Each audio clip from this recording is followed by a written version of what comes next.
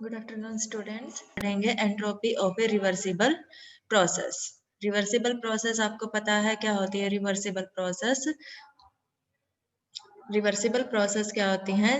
जो अपने आप को क्या करती हैं? रिपीट करती हैं। तो हम क्या कर रहे हैं? रिवर्सिबल प्रोसेस के लिए चेंज इन एंट्रोपी कैलकुलेट कर रहे हैं।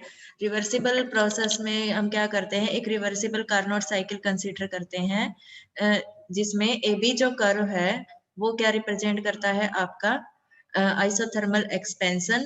बी सी क्या रिप्रेजेंट करता है? आपका adiabatic expansion. C D curve क्या रिप्रेजेंट करता है? आपका isothermal compression at temperature T2 and D A represent the adiabatic compression. ठीक है, अब हमें पता है ड्यूरिंग आइसोथर्मल एक्सपेंशन जो टेम्परेचर है गैस का वो क्या रहता है? कांस्टेंट रहता है। तो इसमें क्या होता है? सोर्स से Q1 अमाउंट ऑफ हीट ली जाती है। ठीक है, तो गेन इन एंट्रोपी कितना होगा सिस्टम का? When it take Q1 amount of heat from the source which is kept at temperature T1, क्या हो जाएगा आपके पास? Q1 by T1। Now during adiabatic expansion हमें पता है adiabatic curve are the curve of constant entropy, तो along BC there is no change in entropy. Now along CD there is isothermal compression at temperature T2. So Q2 amount of heat is taken, Q2 amount of heat is rejected to the sink. Then at temperature T2 के ऊपर Q2 amount of heat क्या हो जाती है? Sink को reject हो जाती है। देन चेंज इन एंट्रोपी क्या आ जाएगा? चेंज मीन्स यहाँ पर क्या होगा? क्योंकि Q2 हीट क्या की गई है? रिजेक्ट की गई है, तो यहाँ पर होगा आपका लॉस इन एंट्रोपी। तो लॉस इन एंट्रोपी किसके इक्वल होगा? आपका Q2 बाई T2 के। अब हमें पता है for a reversible Carnot cycle क्या होता है हमारे पास? Q1 by T1 is equals to Q2 by T2. That means net change in entropy क्या आएगा आपके पास? Q1 by T1 minus Q2 by T2 equals to 0. So for a reversible process जो entropy है वो क्या रहती है आपकी? कांस्टेंट रहती है. It does not change. Change in entropy is 0 for reversible process. Now we discuss for the any reversible cycle.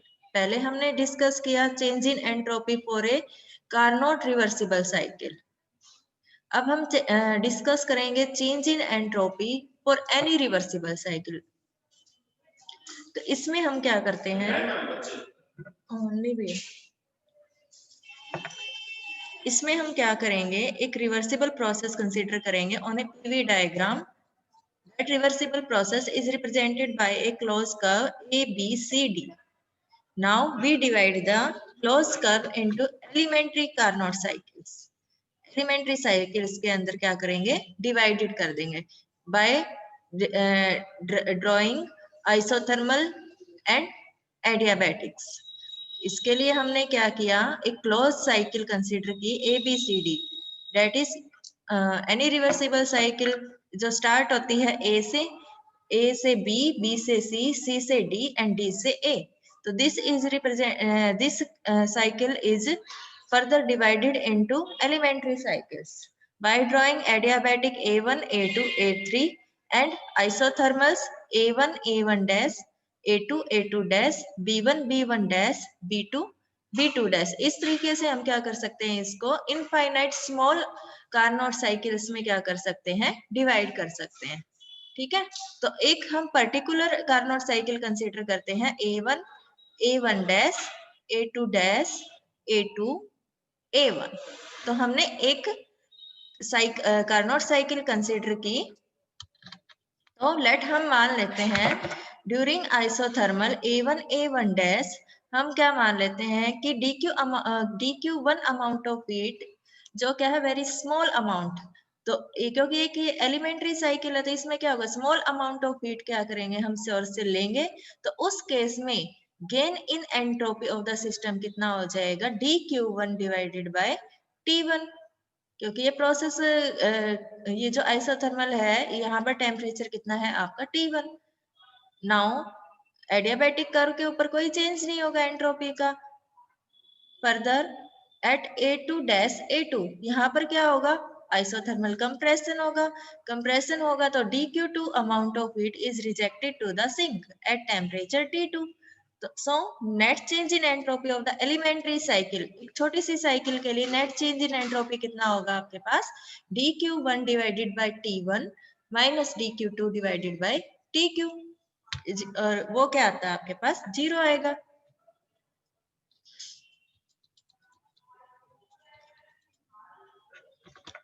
इस तरीके से हम क्या कर सकते हैं, ये तो हमने एक साइकिल के लिए कैलकुलेट किया। इस तरीके से हम क्या कर सकते हैं, इसके अंदर बहुत सारी इनफाइनाइट साइकिल बना सकते हैं। तो उस केस में क्या होगा, जो ये आइसोथर्म है ये ए बी कर्व की बाउंड्री के साथ क्या कर जाएंगे, कंसाइड कर जाएंगे। सिमिलरली जो नीचे वाले आइसोथर्म है ये सी डी के साथ कंसाइड कर जाएंगे।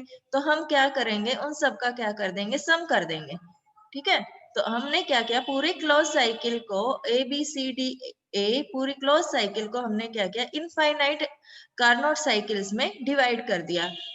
तो सभी से क्या आएगा, टोटल चेंज इन एंट्रोपी कितना आएगा, इन सब का सम कर देंगे, that will be also equals to 0। तो यहाँ से क्या हुआ, अब समेशन को हम छोटे छोटे पार्ट को जब ऐड करते हैं तो हम क्या कर सकते हैं, समेशन को रिप्लेस कर सकते हैं इंटीग्रेशन से।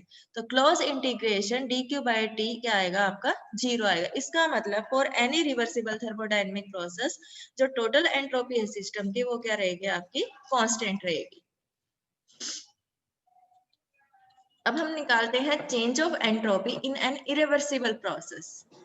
इरिवर्सिबल, पहले हमने रिवर्सिबल प्रोसेस के लिए पढ़ा, अब हम क्या निकालेंगे, चेंज इन एंट्रोपी कैलकुलेट करेंगे for irreversible process. Irreversible process क्या होती है जो अपने आप को रिपीट नहीं करती। तो इसके लिए हम क्या करेंगे, पहले हम क्या करेंगे, एक रिवर्सिबल कार्नोट साइकिल कंसीडर करते हैं। हमें पता है जो एफिशिएंसी होती है रिवर्सिबल कार्नोट इंजन की, कि वो क्या होती है आपके पास, eta R is equals to 1 minus T2 upon T1, where T1 is the temperature of the source and T2 is the temperature of the sink.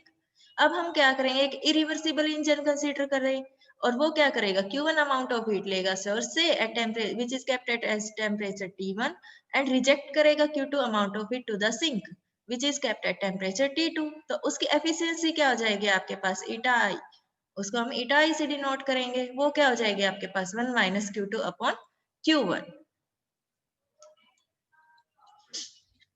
Now हमें पता है कार्नोट थ्योरम से कि जो एफिशिएंसी होती है इरिवर्सिबल इंजन की वो क्या होती है, लेस होती है then the reversible engine, while both the engine work in between the same source and same sink. So eta I is less than eta R. That means 1 minus Q2 upon Q1 is less than 1 minus T2 upon T1. Okay, तो यहाँ से क्या हो जाएगा आपके पास, Q2 upon Q1 is greater then T2 upon T1। क्यों, क्योंकि inequality उल्टी हो जाएगी अगर हम माइनस से मल्टीप्लाई करेंगे यहाँ पर Q2 अपॉन Q1 को पॉजिटिव बनाने के लिए, तो आपकी ये जो इनइक्वालिटी है ये क्या हो जाएगी, यहाँ पर रिवर्स हो जाएगी। तो क्या हो जाएगा यहाँ पर, Q2 upon Q1 is greater then T2 upon T1 और Q2 upon T2 is greater then Q1 upon T1। Now Q1 by T1 क्या है आपके पास, क्या रिप्रेजेंट करता है, loss in entropy of the source, and Q2 by T2 क्या represent करता है आपके पास, gain in entropy of the sink. So net gain in entropy कितना होगा आपके पास, Q2 by T2 minus Q1 by T1, और ये क्वांटिटी क्या होगी आपके पास, ग्रेटर देन 0 होगी from equation 14.11। So Q2 by T2 minus Q1 by T1 is a positive quantity। इसका मतलब क्या हुआ, जो फॉर इरिवर्सिबल प्रोसेस जो एंट्रोपी है वो क्या हो रही है, इंक्रीज हो रही है। ठीक है, अब अगर हम एक सिंपल एग्जांपल लेके चले, अगर हम कंडक्शन और रेडिएशन का एग्जांपल लेके चले, तो उस केस में क्या होता है, आपके पास दो बॉडी होती है, एक बॉडी जिसका टेम्परेचर हाई हो गया हॉट बॉडी, एक बॉडी जिसका टेम्परेचर क्या है, लो है, डेट इज कोल्ड बॉडी, उसका टेम्परेचर हमने मान लिया T2। T1 is the temperature of the hotter body and T2 is the temperature of the colder body. ठीक है, तो यहाँ से क्या होगा आपके पास, T1 is greater then T2। अब हमें पता है जो हीट है ऑलवेज फ्लो करती है from a hot body to a cold body. So यहाँ पर क्या होगा, हॉट बॉडी से हीट क्या हुई, रिजेक्ट हुई, और कोल्ड बॉडी ने उसको गेन किया। तो decrease in entropy of the hot body date is a, वो क्या हो जाएगी आपकी Q by T1 लेट हम मान लेते हैं कि Q amount of heat is exchange between hot body and cold body, and similarly increase in entropy of the system B that is colder system, वो क्या हो जाएगी Q बाय T2। तो net increase in entropy of the system क्या हो जाएगा आपके पास Q by T2 minus Q by T1। That means Q यहाँ से हम कॉमन ले तो 1/T2 माइनस 1/T1। ओके, अब हमें पता है क्योंकि जो T1 है वो ग्रेटर देन T2 है, तो that means Q into 1/T2 minus 1/T1 is greater than 0। इसका मतलब चाहे कोई भी इरिवर्सिबल प्रोसेस कंसीडर करें हम, जो चेंज इन एंट्रोपी आता है आपका वो ऑलवेज क्या होता है ग्रेटर देन 0। सो इसका मतलब क्या हुआ, फॉर इरिवर्सिबल प्रोसेस जो एंट्रोपी है वो क्या होती है इंक्रीज होती है, जबकि रिवर्सिबल प्रोसेस के लिए जो एंट्रोपी है वो कांस्टेंट रहती है। Now we discuss the various aspect of entropy. First aspect क्या है, जो एंट्रोपी है आपकी वो क्या मेजर करती है अनअवेलेबल एनर्जी। अनअवेलेबल एनर्जी का मतलब क्या हुआ, हम क्या करते हैं देखो Q1 amount of heat source से लेते हैं जिसको हमने टेम्परेचर T1 के ऊपर रखा है, फिर Q2 अमाउंट ऑफ हीट क्या कर देते हैं सिंक को रिजेक्ट कर देते हैं, जो कितने टेम्परेचर के ऊपर होता है आपका T2 टेम्परेचर के ऊपर होता है। तो हमारे पास ये रिलेशन होता है Q1 by T1 is equal to Q2 by T2। ठीक है, तो यूजफुल जो वर्क डन होता है आपका वो कितना होता है Q1 माइनस Q2। क्यों, क्योंकि Q2 अमाउंट ऑफ हीट तो क्या होगी सिंक को रिजेक्ट होगी, कितनी amount of heat work done में कन्वर्ट होगी आपकी Q1 minus Q2 amount of heat work done में कन्वर्ट होगी। ठीक है, तो जो Q2 अमाउंट ऑफ हीट हमने सिंक को रिजेक्ट कर दी उसको हम क्या बोलते हैं unavailable energy for conversion, means वो एनर्जी क्या होगी आपकी वेस्ट हो गई है। ठीक है, तो यहां से आपके पास क्या आ जाएगा Q2 is equal to Q1 by T1 into T2। Okay, यहां से अगर हमें Q1 बाय T1 पता है और T2 भी टेम्परेचर हमें पता है, तो हम क्या कर सकते हैं Q2 की वैल्यू फाइंड कर सकते हैं। क्यों, क्योंकि यहाँ पर क्या है Q2 is directly proportional to Q1 by T1 at constant temperature T2 of the sink. It means जो एंट्रोपी है वो क्या मेजर करती है अनअवेलेबल एनर्जी को मेजर करती है। क्लियर है? ओके, अब आता है principal of increase of entropy और डिग्रेडेशन ऑफ एनर्जी। हम पढ़ चुके हैं फॉर इरिवर्सिबल प्रोसेस के लिए जो एंट्रोपी है वो क्या होती जा रही है इंक्रीज होती जा रही है। ठीक है, जबकि रिवर्सिबल प्रोसेस के लिए क्या होता है जो एंट्रोपी है आपकी वो क्या रहेगी कांस्टेंट रहेगी। रिवर्सिबल प्रोसेस में एंट्रोपी में कोई चेंज नहीं होगा। ठीक है, तो जो एंट्रोपी है सिस्टम की remains constant during a reversible process while it increase in all the irreversible process. लेकिन नेचर में जो मोस्ट ऑफ द प्रोसेस होती है वो इरिवर्सिबल नेचर की होती है। तो हम बोल सकते हैं जो एंट्रोपी है सिस्टम की वो लगातार क्या होती जा रही है बढ़ती जा रही है। ठीक है, और ये कब तक चेंज होती रहेगी जब तक वो अपनी मैक्सिमम वैल्यू को अटेन नहीं कर सकती। तो so principle of increase of entropy क्या कहता है हमें, it states that the entropy of an isolated system either increases और remains constant according as the process is irreversible और रिवर्सिबल। इरिवर्सिबल प्रोसेस के लिए तो entropy of the isolated system क्या होती जा रही है इंक्रीज होती जा रही है, व्हाइल फॉर रिवर्सिबल प्रोसेस ये क्या है आपके पास कांस्टेंट रह रहे। तो मैथमेटिकली हम दोनों कंडीशन को कैसे रिप्रेजेंट कर सकते हैं, ds is greater than equals to 0। Equals to का साइन 0 के इक्वल कब होगी entropy when the condition is reversible, and greater than 0 कब होगी when the condition is irreversible. ठीक है, तो इसका मतलब जो यूनिवर्स है यूनिवर्स में क्या हो रहा है जो एंट्रोपी है वो क्या होती जा रही है लगातार बढ़ती जा रही है। ठीक है, For isolated system to be in equilibrium, isolated system equilibrium कब होगा जब change in entropy क्या होगा आपके पास not greater than 0। that means change in entropy आपके पास क्या होना चाहिए for isolated system के लिए, for isolated system to be in equilibrium change in entropy क्या होना चाहिए 0 होना चाहिए। ठीक है, तो ds equals to 0 ये कंडीशन किसकी होती है आपके पास मैक्सिमम की कंडीशन होती है। इसका मतलब जो एंट्रोपी है सिस्टम की वो क्या होगी मैक्सिमम होगी। ठीक है। तो इसका मतलब क्या हुआ, इक्विलिब्रियम की कंडीशन आने का मतलब क्या हुआ यहाँ पर कि further transformation of energy is not possible. जितना चेंज होना था एनर्जी का उतना चेंज हो चुका, उससे ज्यादा नहीं होगा। ठीक है। अब क्या होता है, मोस्ट ऑफ द प्रोसेस क्या होती है हमारे पास, इरिवर्सिबल प्रोसेस होती है। ठीक है। तो एक certain amount of energy of the universe क्या होती जा रही है हमारे पास, अनअवेलेबल होती जा रही है, which is not converted into work. ये जो एनर्जी है आपकी, जो अनअवेलेबल एनर्जी है, जो हमारे यूजफुल वर्क में यूज नहीं हुई, तो ये जो एनर्जी है आपकी, ये हीट और फ्रिक्शन में यूज हो जाती है according to the law of conservation of energy. क्यों? क्योंकि energy can neither be created nor be destroyed, it can be converted into one form to other form. तो जो एनर्जी आपकी अनअवेलेबल एनर्जी है वो किस फॉर्म में कन्वर्ट हो जाती है, या तो हीट में कन्वर्ट हो जाती है या फ्रिक्शन में कन्वर्ट हो जाती है। ठीक है। तो इसका मतलब क्या हुआ, क्योंकि मोस्ट ऑफ द प्रोसेस क्या है, इरिवर्सिबल है, और उसमें क्या हो रहा है, अनअवेलेबल एनर्जी क्या होती जा रही है, बढ़ती जा रही है, और यूजफुल एनर्जी क्या होती जा रही है आपके पास, घटती जा रही है। तो इसका मतलब क्या हुआ, आने वाले फ्यूचर में मोर एंड मोर एनर्जी क्या होती जाएगी, अनअवेलेबल होती जाएगी हमारे पास, जो यूजफुल वर्क में यूज नहीं होगी। This is the principle of degradation of energy. पता, increase of entropy as a measure of molecular disorder. हमने क्या पढ़ा था, जो एंट्रोपी है वो क्या होती है आपके पास, it measure the molecular disorder. Molecular disorder को मेजर करने की एक क्वांटिटी होती है, उसको हम क्या बोल देते हैं, एंट्रोपी बोल देते हैं। अभी हमने पढ़ा कि जो मोस्ट ऑफ द एनर्जी है वो किस में कन्वर्ट हो रही है, अनअवेलेबल एनर्जी में कन्वर्ट हो रही है। वो किस फॉर्म में हो रही है, वो भी हीट और फ्रिक्शन की फॉर्म में यूज हो रही है आपकी। ठीक है।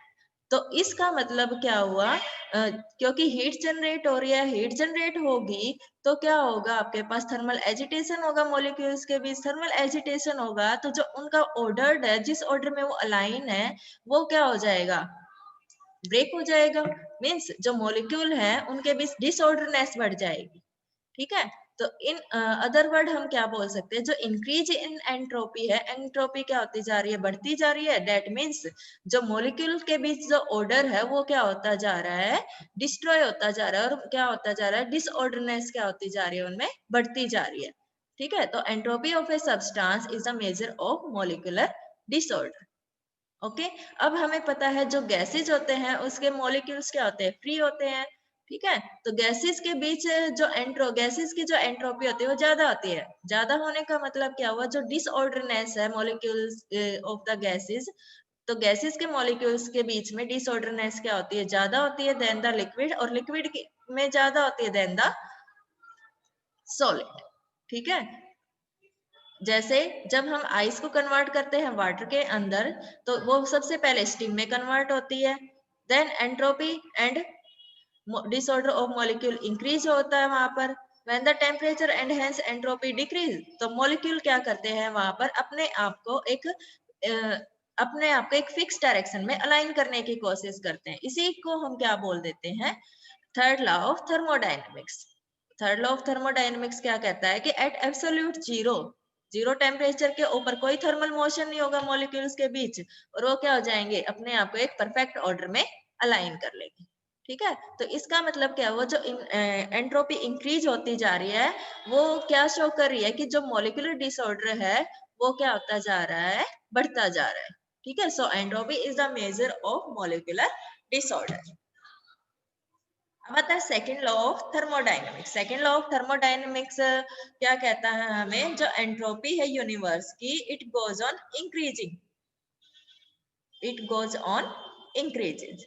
तो इसको हम दूसरे वे मैथमेटिकल टर्म में कैसे पढ़ सकते हैं, ds is equals to d q by t, where d q is equals to क्या हो जाएगा यहाँ से, t dot ds। This is the second law of thermodynamics. So second law of thermodynamics की क्या स्टेटमेंट होगी आपके पास, कि every process in nature taking place tend to increase the entropy of the system.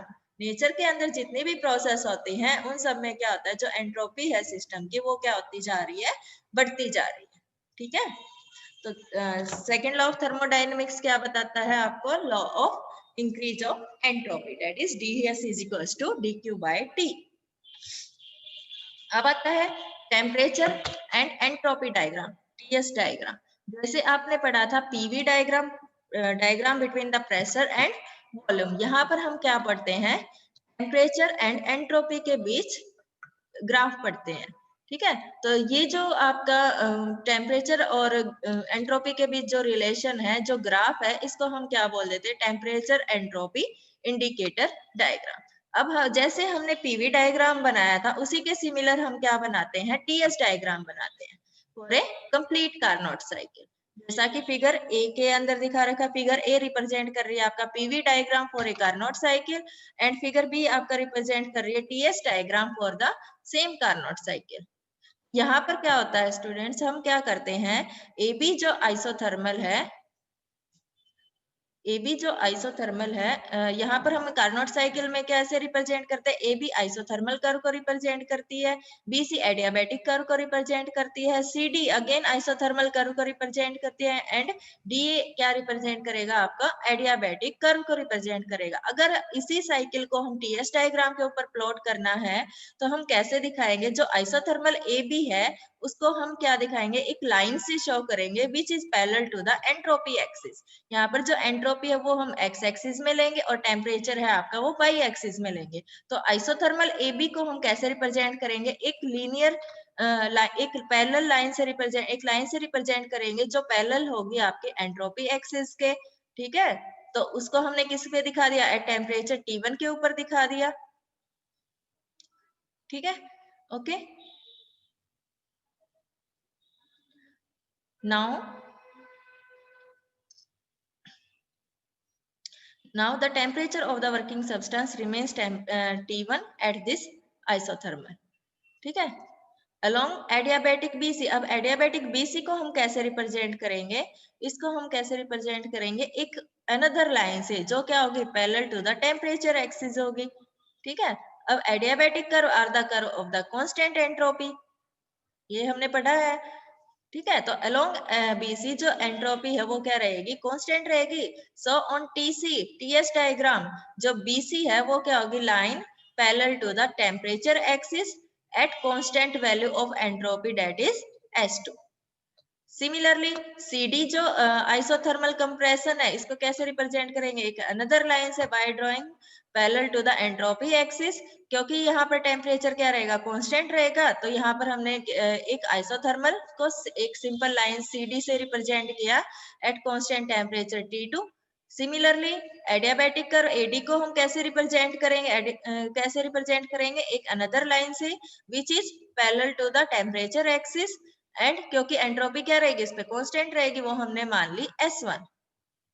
ठीक है, तो इस तरीके से हम क्या करते हैं, आइसोथर्मल और एडियाबैटिक कंप्रेशन को भी क्या करते हैं, रिप्रेजेंट करते हैं on TS diagram by straight line parallel to the entropy axis and temperature axis.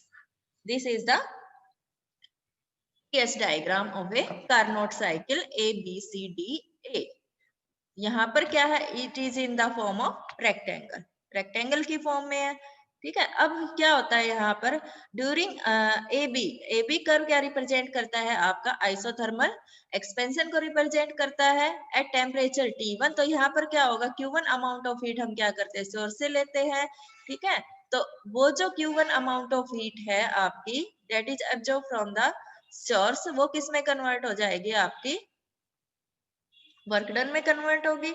और वो किसके इक्वल होगा, आपका area under the curve ABFEA।